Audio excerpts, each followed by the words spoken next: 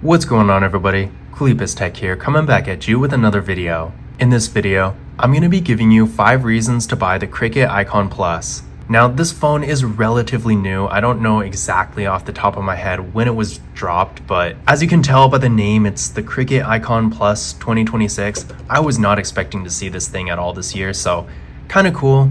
Definitely a nice surprise. And in general, from my experience using it so far, I do think, despite obviously not being the most amazing feature-packed super fast phone there is, for what you're probably going to be paying for this thing, it does provide quite a bit of value. Now, I did make another video. I don't know if I'm going to drop this one or that one first, but I do have another video going over the potential drawbacks of it. But like I said in that video, I feel like the things that would prevent you from wanting to get this phone are pretty much what you would expect with any phone in this general entry-level price range. So I feel like it doesn't really make a huge difference. But in this one, I'm going to be going over some of my favorite things about this phone. So hopefully this will give you a better idea of what kind of value it can give you. So the first reason why you should buy the Cricket Icon Plus is the battery. Now with this phone, we are getting a 5,000 milliamp hour battery, so definitely a large battery. And in addition to this, I know that not all 5,000 milliamp hour battery phones are created equal when it comes to battery life. And there are lots of phones that, despite having really large batteries, don't really have the best battery life. Now, this is kind of an extreme example, but with my iPhone 15 Pro Max, I have not quite a 5,000 milliamp hour battery. I don't even remember off the top of my head, but it is a pretty large battery, especially for an iPhone. And honestly, the battery life, in my opinion, is really not that great. I mean, I'm using it right now to record this video, and I've had to charge it like every time I record a video. So obviously, again, that's an extreme example because iPhones are not necessarily known for having amazing battery life. But even with similar-ish phones to this, like the Samsung Galaxy A36 5G, which I have been making lots of videos about on this channel too,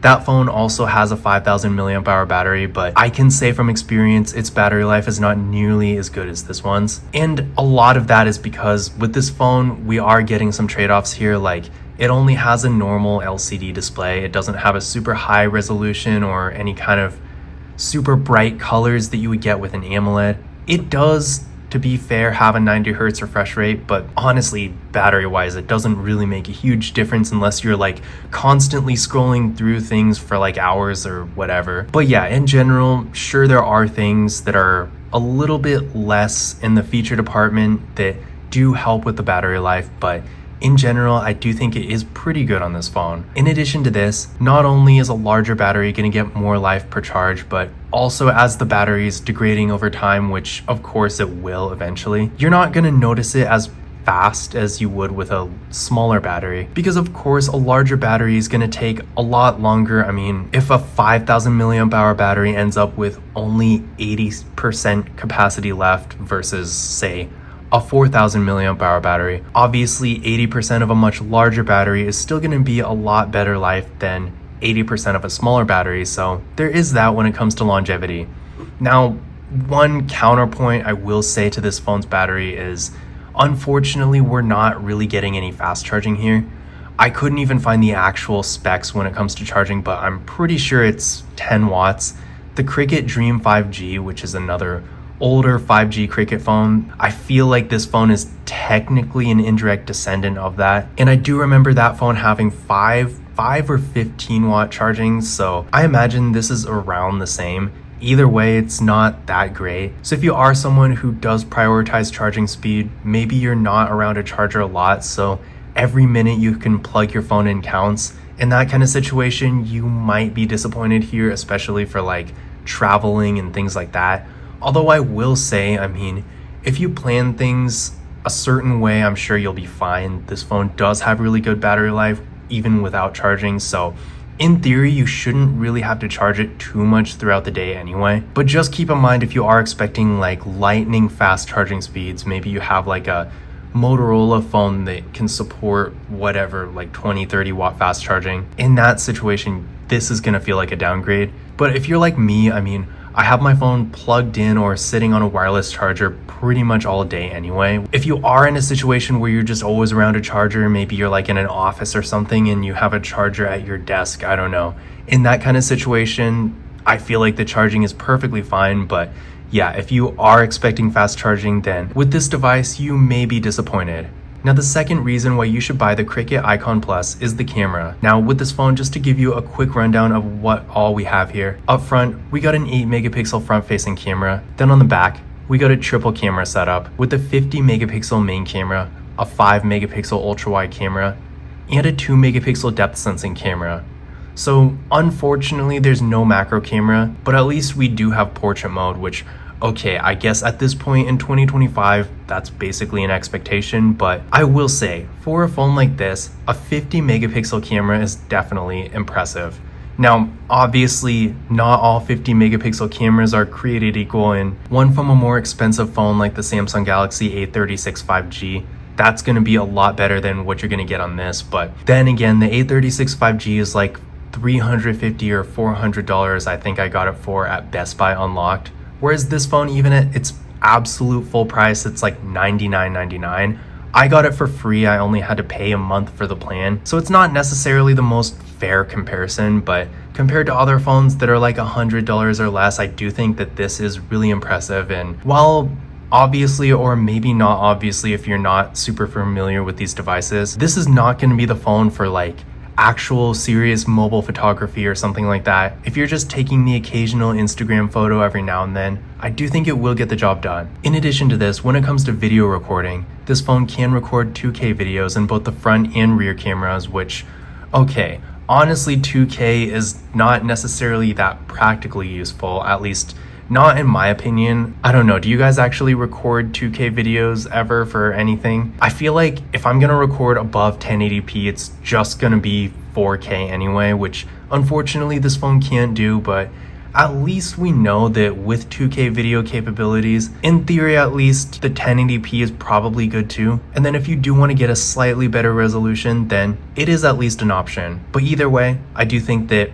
again, obviously, if you're comparing it to something much higher end, then there's not really gonna be a comparison at that point. But compared to similar devices like this, I do think the camera we're getting with this phone is pretty good. Now, the third reason why you should buy the Cricket Icon Plus is the processor. So yet another thing where your expectations do really matter in whether or not you think this is gonna be a good or a bad thing. But keep in mind, I am thinking about other phones that are like this general kind of range, as opposed to comparing it to something like an A36 5G or higher. So with that in mind, I do think that for what it is, the processor we're getting here is actually pretty decently fast. Now, I did talk about this in another video, but I have played around with some random mobile games I found, and I will say when you're doing more graphics heavy things, or you're just even multitasking a lot, in that kind of situation, it's gonna be a little laggy, but for regular web browsing and looking at photos and using TikTok and Instagram and stuff like that, it does at least get the job done. Now with the Cricket Icon Plus, we are getting 4 gigabytes of RAM, hence the multitasking not being the best, and we're also getting the MediaTek Dimensity 6100 Plus processor. So again, really not bad, but if you are just on your phone a lot and you're more of a heavy user, then keep in mind it's not gonna be the best. But I do think that for what it is, if you are looking for a really entry-level, affordable phone for more of the basics, you will at least be decently satisfied here. Now, it's kind of hard to tell what this all even means without something to compare it to. So I did run a benchmark test on this phone using Geekbench 6, and here are the scores I got. So I got a single core score of 733 and a multi-core score of 1878. So what I recommend doing is running this test on your current phone and then comparing your results to these, and that's going to give you a much better idea of where this phone stands compared to your current device, because I'm sure you don't want a performance downgrade, so definitely something to keep in mind.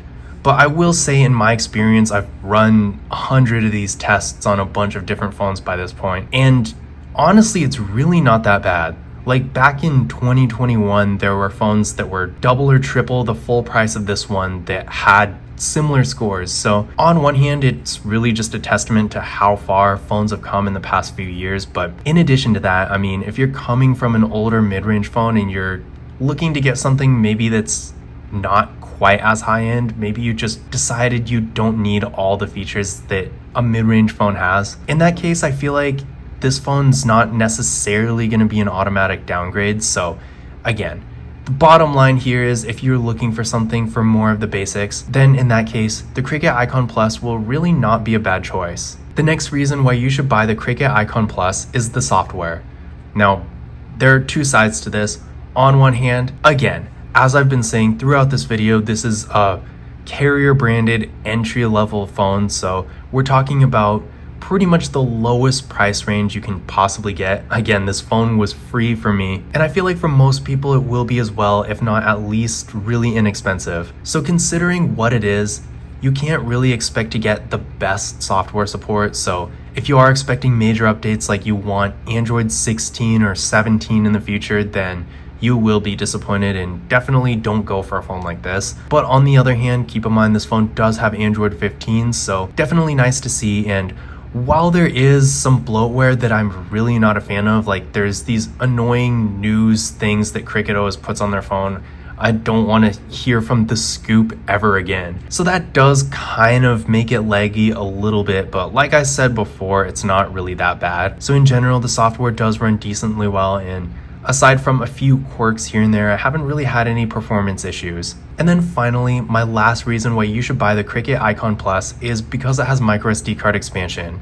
So for storage with this phone, we are getting 64 gigabytes of internal storage, and this does come with microSD card expansion. And in case you haven't noticed, at this point in 2025, even the more affordable phones are starting to not have microSD card expansion for whatever reason.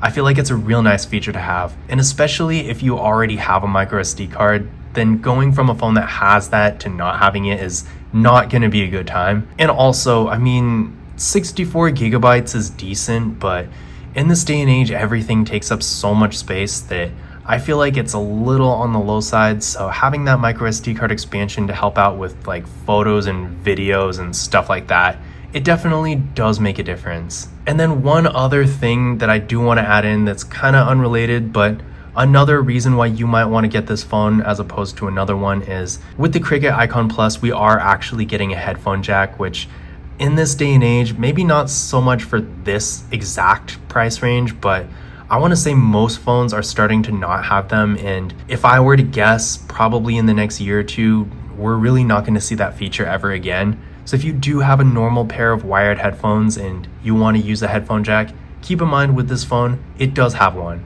But those were some of my favorite things about the Cricket Icon Plus. In general, like I've been saying probably too many times in a row throughout this video, for what it is, considering this is a really affordable entry-level device, I do think it provides a lot of value. And I guess I should have mentioned this earlier, but this is a 5G phone. So if you are looking for a phone with 5G connectivity, but you don't want to pay a ton of money for like a Samsung Galaxy A36 5G or like a Moto G something, in that case, if you really just want something for the basics, but you do want access to the 5G network, I do think this phone is a great option. Now, if you want to learn more about this device, definitely check out my other videos about it on the channel because I do have quite a few now. But that's it for this video. If you enjoyed it and found it useful, be sure to give it a thumbs up and hit that subscribe button. But as always, I will see you in the next one.